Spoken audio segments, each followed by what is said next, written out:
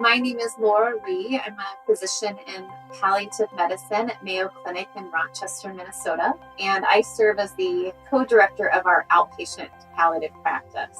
And I just recently got involved with the pulmonary hypertension group here at Mayo as they came to us with a research study that they wanted to do on their patients with advanced pulmonary hypertension. We know that patients with advanced pulmonary hypertension often have a poor quality of life and has a profound impact on just their day-to-day life and their functionality, as well as their psychosocial health and emotional health. That is an aspect that palliative care really seeks to improve in these patients. The patients with advanced pulmonary hypertension may be randomized to see palliative care, and the ones that are, we're going to focus heavily on the physical impact, the psychosocial, the spiritual impact of the disease upon their life, and look for ways that we can improve their day-to-day life and overall quality of life.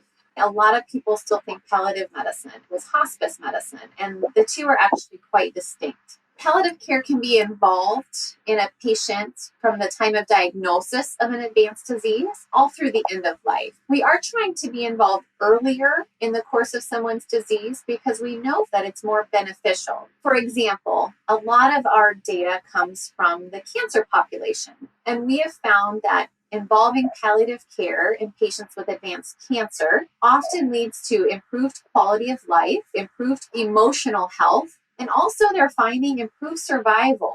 And there's a lot of questions about why palliative care might improve survival, but nonetheless, that has been found. So now the big question is, does palliative care involvement, like has been done in cancer, does that translate to other advanced diseases? Does palliative care involvement in pulmonary hypertension, is that going to improve quality of life and even perhaps survival? And so that's the question this study seeks to answer. Fortunately, we have a fair amount of leeway with this study. So they're going to assess patients at baseline prior to meeting us as far as their symptoms, and again, physical symptoms and emotional symptoms. And then some patients will be randomized to come in and meet with palliative care. These same patients will then be reassessed for approximately a year to see how much benefit palliative care can make in their health.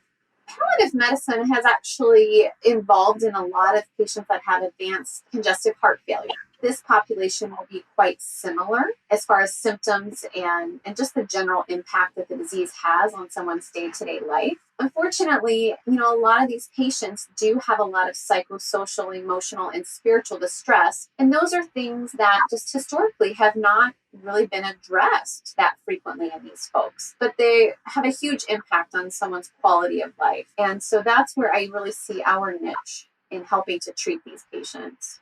Most patients are very scared to meet us. And again, I think a lot of that goes back to the worries that we're here to talk about end of life only. While that is a piece of what we do so much more than that. And so I try to help ease patients' fears very early on in our conversation that, my job is not to talk them in or out of treatments or to give them the news that their death is imminent. We're really here to try to help them live as best as they can for as long as they can. So we actually have a pediatric palliative care group here as well, and they see patients all the way up to age roughly 18 to 21. We tend to see folks 21 and on. So again, this is a relatively new population for us, but we have seen some patients with this disease. And I think what we're seeing is patients tend to have a lot of distress with their physical symptoms, a lot of troubles with their breathing, and then a lot of just general impact on their day-to-day life. A lot of people experience depression, worry, sadness, anxiety, and just continual losses over the things that they're no longer able to do on a day-to-day basis. They also tend to experience a lot of relationship distress. This presents a lot of times new roles for families that now someone has to take on the role of caregiver for the patient. And that can have a huge impact on work and finances and just family dynamics.